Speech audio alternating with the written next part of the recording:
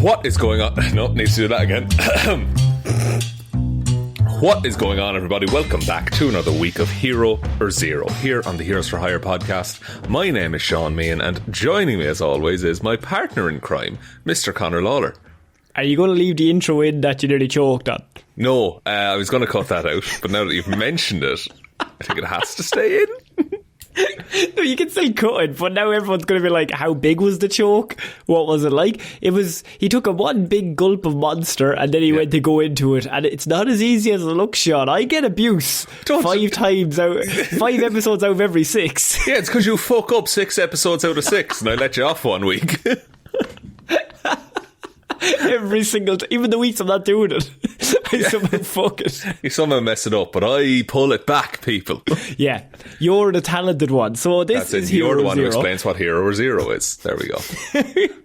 I was doing that before you interrupted me to tell me to introduce sorry. it. So it's work away. Man, I won't, Conor. You just go have a choke and fit for 30 seconds here now. Let a man do this, right? Go and have another sip while you're talking. No, don't. You're not going to survive. So this is Hero Zero. This is the show where we choose one comic book character every single week. We talk their good points and their bad points, and we generally just give you a bit of a rundown of everything to do with that character. So I normally choose DC characters. Shaun normally chooses Marvel characters, and Shaun's reports are normally either really good or absolutely the worst report you've ever heard in your life. Hey now, they're all great. I'm excited this week what we're going to get. It's like a kid on Christmas morning, but you could get a big bag of shit. We don't know. Let's just wait and see. Look, fair enough. I've brought you through the ringer a little bit in the last few weeks. We had Mojo, which fair enough, tough episode. Yeah. I have something to tell you about that off mic as well. Actually, no, fuck it. I'll do it here and we can cut it out if needs be. You know the Spotify thing where it pops up, what did you think about this episode? Yeah. On the Mojo report, someone responded, I didn't like it. Sorry, that was me. Oh, right, you're old, of course. I made multiple accounts just to say I didn't like. Don't do that again, please. No. And I've learned my lesson, Conor, because what I did was I went back to one of our most successful reports that I've done recently, the Ben Reilly report. And one of the characters that Ben Reilly is friends with is the Human Torch. And so we're doing the Human Torch today, Conor. And is this for somehow, and look, this is off the top of my head, I don't know if this is what you've done, is it in any way connected to this month's Patreon episode in which we will review the 2005 classic Fantastic Four to see if it still holds up? It might be intimately connected, and that might be the reason I picked it, not any of what I just said.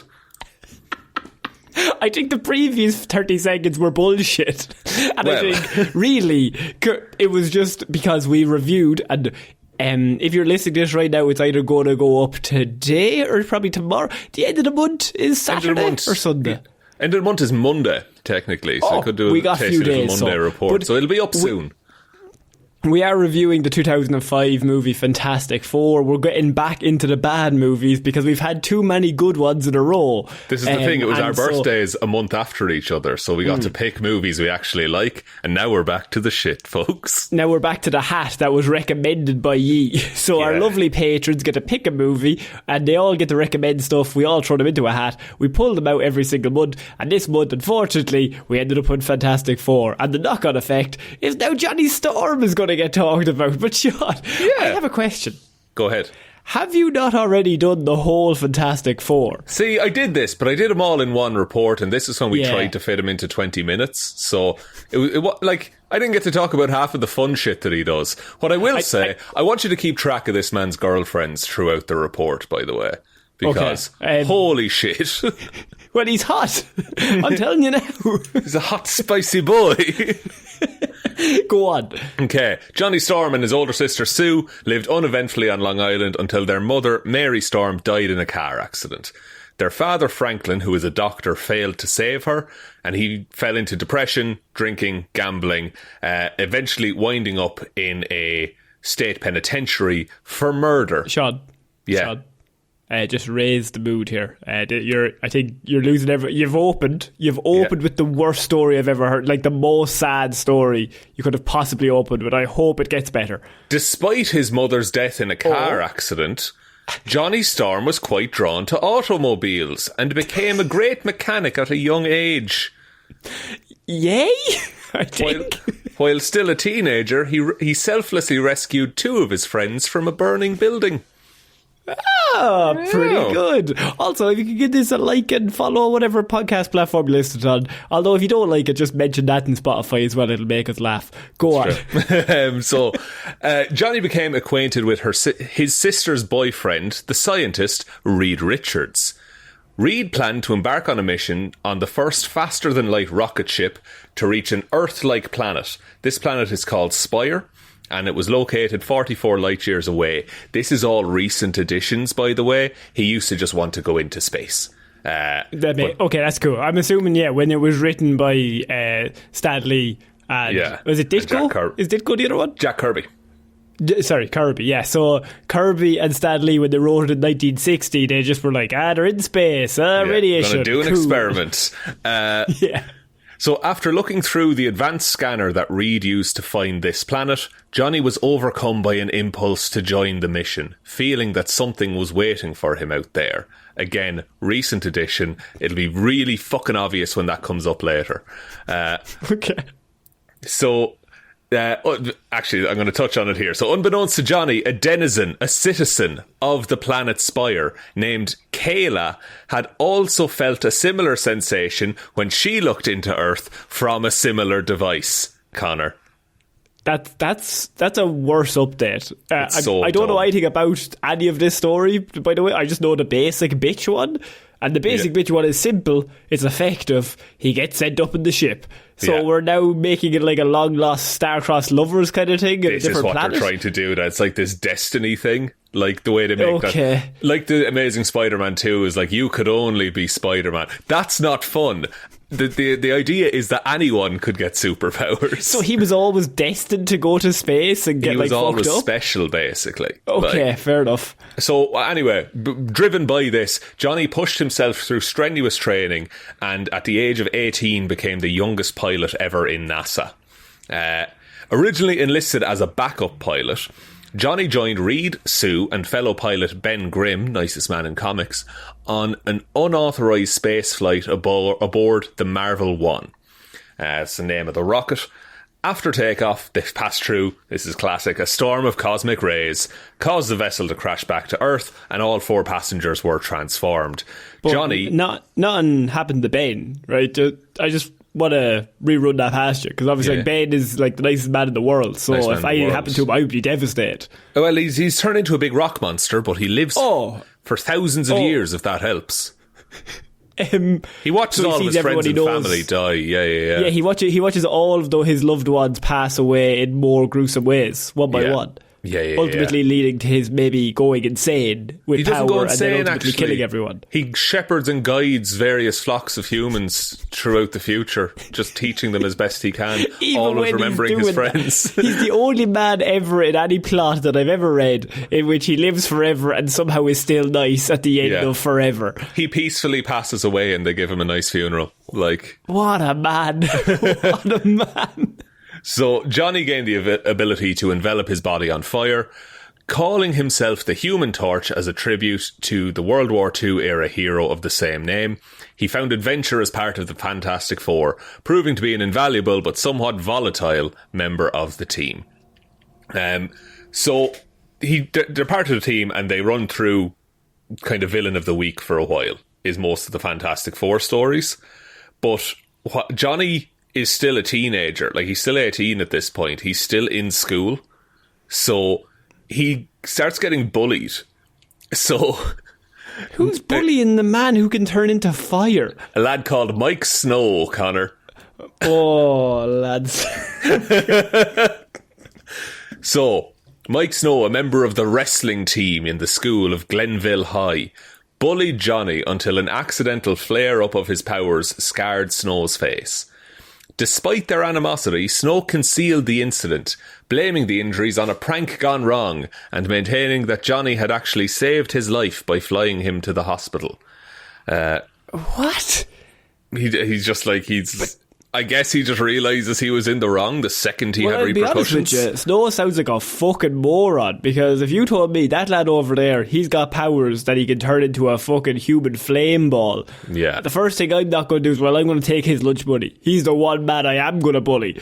That's it. And I'm not even going to sue his rich friend who has billions of dollars. Like Billions.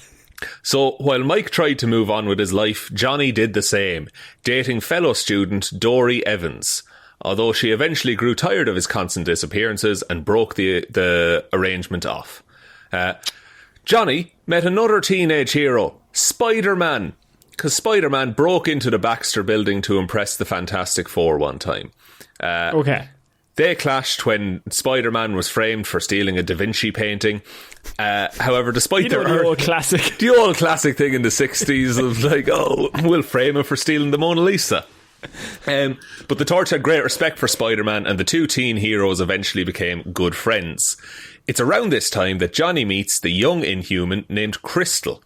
It was love at first sight, and Johnny, along with the rest of the Fantastic Four, helped to overthrow the mad Inhuman Prince Maximus. Their love was passionate but short-lived, as Crystal returned to Attilan and married Quicksilver, the son of Magneto, eventually having a child with him. Johnny was crushed but tried to move on. That could be the end of every Johnny Storm story. I think, Johnny just gets a new girlfriend every time and then breaks up with them immediately. Pretty much, yeah. That's his run for a while. Sorry if I'm rushing through this, by the way. There's a lot of Human Torch stuff, as you can probably imagine. So, brought to Battle World by the Beyonder during the Secret Wars event and forced to battle various supervillains, Johnny met and was healed by Zaji, a native of the Battle World planet. Physically, but not emotionally attracted to Zaji. Which is a real dirtbag move. To be honest with you, she's a fucking bitch. But I'll tell you something. Looks good in those fucking trousers. Fucking wolf whistle. Cool. I wish I could do it, but... So Johnny found an unlikely rival in Colossus, who had actually fallen in love with Zaji. Oh, so he likes her for who she is and her personality and her interests. Exactly, but Johnny just wants to fucking get on her. That's not going to work. It's just not going to work. It works better when you don't talk, Shaun. Everyone knows that. Everyone knows that's a formula to success. Although Zaji returned Johnny's affection at first, she eventually chose Colossus over the Human Torch. Well, yeah. Obviously. She then sacrificed her own life to rescue several dying heroes. Because Colossus can never be happy. Great. So, Johnny returned to Earth, where he found himself attracted to Alicia Masters, the longtime girlfriend of Johnny's then absent teammate, The Thing. Oh, Johnny. Johnny and Alicia's romance helped to estrange The Thing from the Fantastic Four for a lengthy period. Johnny hit his lowest point when Tommy Hansen, a young fan of his, set himself on fire in an attempt to be more like his hero. That's the best story I've ever heard. Like, he's already feeling shit because he drove his friend away. And then a kid just... Well, like, it's tough to feel sympathy for him. He's fucking having sex with the Thing's wife or whatever. So, like, oh, boo-hoo, Johnny, fair fucks to you. But the fact that I didn't know where you were going with that, and you were like, his young fan just set himself alight. It's a tough sentence to get through. Hearing of the boy's death, he considered retiring as the Human Torch, but the Beyonder managed to talk him out of it. Eventually, Johnny marries Alicia. But... Johnny, what the fuck, man? A jealous Ben Grimm offers a spot on the Fantastic Four to Crystal, the Inhuman. The only thing Ben has ever done that's been slightly negative. Yeah, and he was provoked, to be fair. To be fair, he's in kind of the right. And Crystal was separated from Quicksilver at this time, so he's not wrecking a marriage or anything. Like, they're split up. Okay. Johnny's old feelings for Crystal slowly returned, but his love for Alicia allowed him to resist temptation. The fuck? Crystal eventually left the team. Okay? Then... Right. Despite their long and intimate relationship, Johnny was horrified to discover that the Alicia that he loved was not really Alicia, it was a Skrull imposter named Lyja. Elijah? Lyja, Lyja. Cool, okay. Originally sent to infiltrate and destroy the Fantastic Four, Lyja truly fell in love with Johnny and joined the Fantastic Four. These are the worst stories I've ever heard. Go on. So dumb. Let's go. And they helped to rescue the real Alicia. Lyja seemingly sacrificed her life to protect Johnny, but her former lover, Pybok, nursed her back to health. Trying to move on from yet another failed relationship, Johnny enrolled at Empire State University.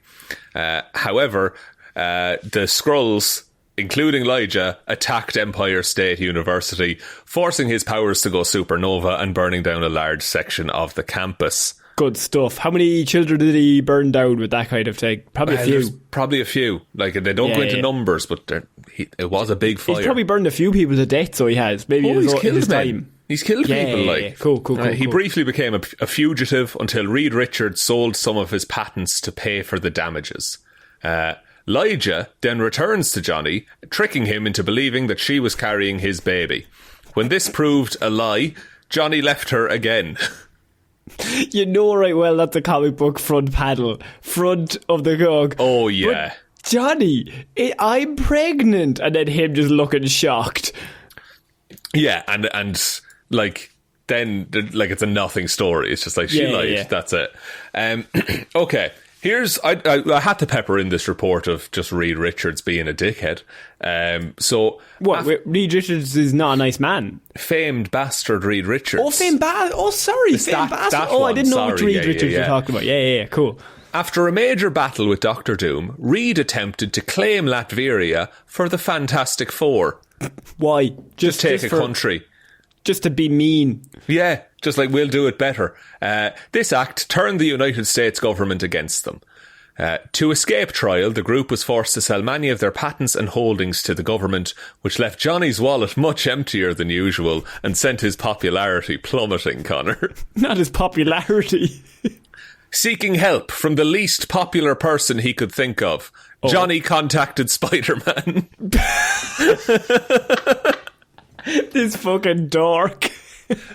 Spider-Man tried to cheer Johnny up by bringing him to a water park, where unfortunately they were attacked by Hydro Man. Of course they were. They easily defeated the villain and rescued the park's popular mascot, which meant that Johnny found his popularity increasing once again. It's like a fucking, like an episode of The Boys. It is, isn't it? That's all like perception and numbers, basically. That's all that's important. They don't remember that he burned down that school, for example. And that little kid did set himself on fire. In memory quite of him. Hardcore. Yeah. Johnny began to chat with a new girl over the internet and hit it off when they finally met up. She's going to be an android or something. The girl, Cole, turned out to be the daughter of one of Johnny's oldest enemies, the Wizard.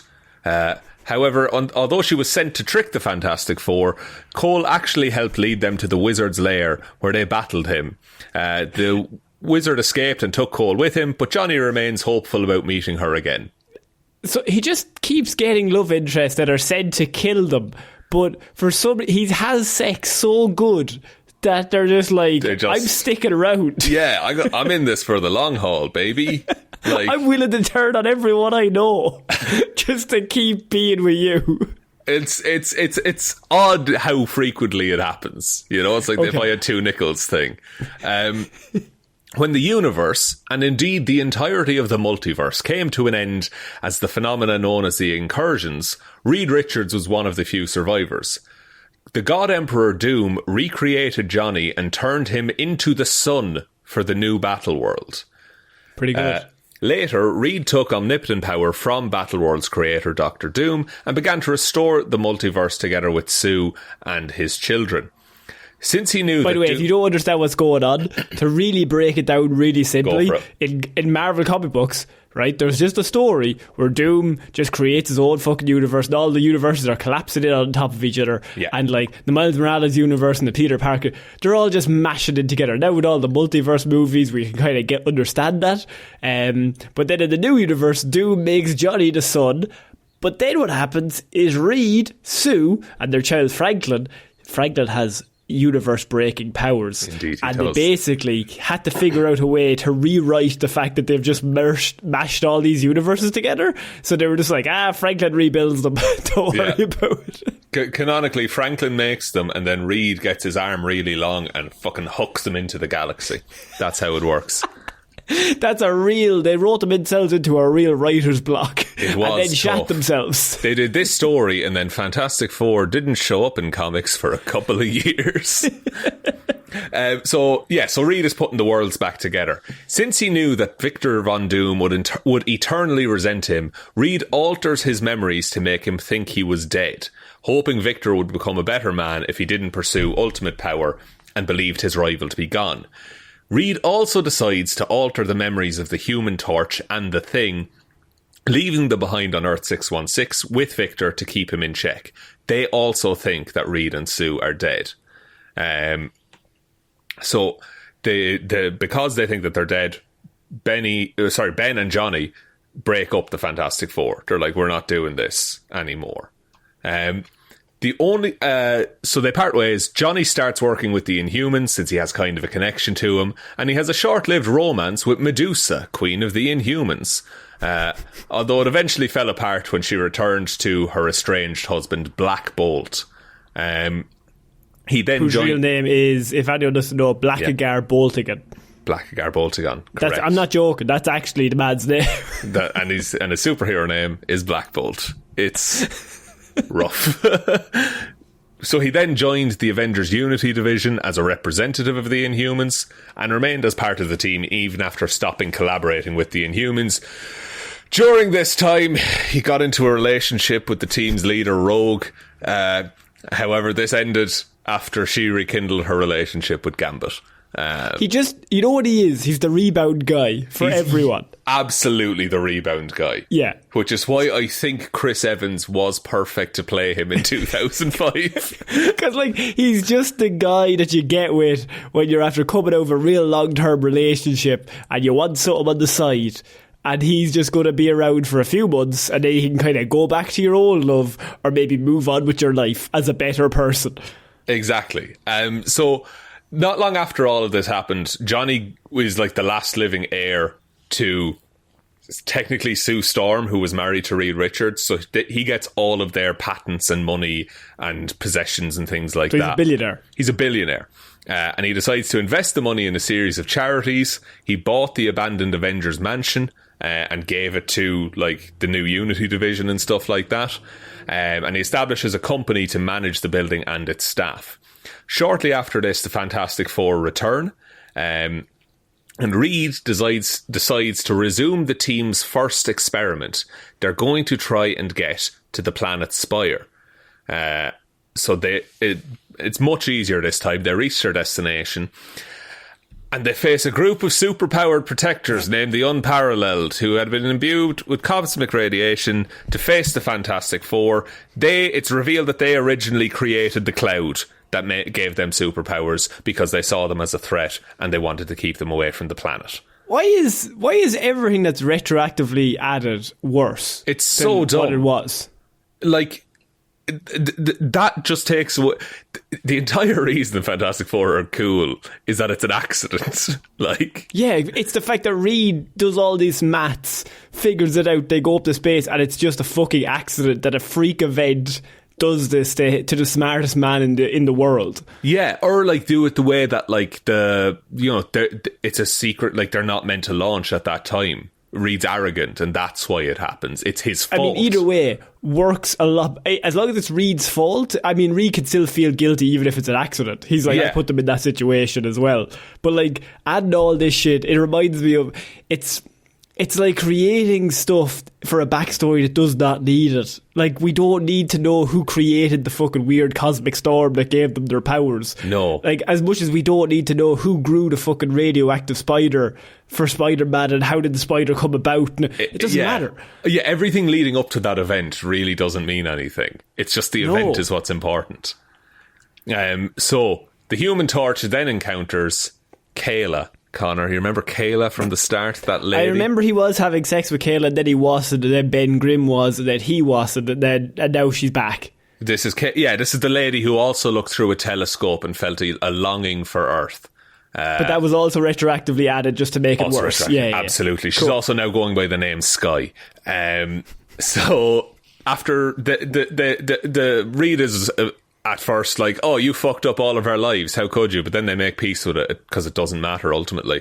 And they return to Earth, joined by Sky, who decided to try to make her destined relationship with Johnny work. Fuck's sake. Who's reading this for this? Yeah, who's in it for the Johnny Storm fucking love bee story? It's very strange. I don't care for it at all. Despite Johnny's eventual commitment to his relationship with Sky, Johnny cheated on her with Zora Vukovic, the alter ego of the Latvian champion Victorious. He's a bit of a dirt dog, so is Johnny. He's a bit of a root rat, isn't he? Just fucking... Not great. Can't leave him alone for 2 minutes, like. No. Victorious was subsequently proposed to by Dr. Doom in a political move to entrust Latveria with a queen. Now, the Fantastic Four were invited to the ceremony as a show of good faith. Yes. However, Victorious ended up admitting her fling with Johnny at the altar. Oh my God, we've turned into Riverdale. Go on. Doom lashed out in response and used a machine called the Armageddon to bombard Johnny with concentrated cosmic rays. Armageddon. When he came up with that, he fucking fist pumped. He was like, oh yeah. Took the night off. He was like, it's not getting better than that. Like, the cosmic rays he was bombarded with from Armageddon overloaded his powers so that he could not turn off his flame. Oh, good. So he can't have sex with anyone. That's the idea. It's just really to keep him from just having sex with every woman in all of Marvel. Is just to keep him on fire. Anyone that moves, exactly. Yeah. Unable to stand living with a body that was constantly on fire, Johnny... is that a fire engine going past? That's wonderful. Wonderful timing, lads. God, do I continue? Do I wait for this to pass? What are we doing here? Is he here right now? Is he... I can't tell. He's hardly coming down this street, like... I don't see any I mean Johnny. Is Johnny at your is Johnny house? here right now? I don't... Well, look, I need to contact all of my female friends and see what's going on there. They've gone that way, that's fine. Okay. Unable to stand living with a body that... Some people will edit that out. Unable to stand living with a body that was constantly on fire, Johnny attempted to smother his flames, first by diving deep underwater, and then by flying into outer space. However, flying into small children to try and transfer the flames to them. Oh no, my gasoline! So both attempts at this failed. Reed later told Johnny that his flames were fueled by the absorption of ambient cosmic energy, and they no longer required oxygen to burn. Right. So he could never put himself out. Johnny decided to live on Spire, that planet, where a cure for his ailment was being developed. Eventually, a machine was created that reversed the cosmic ray mutations, which Johnny used to restore his powers to their original levels.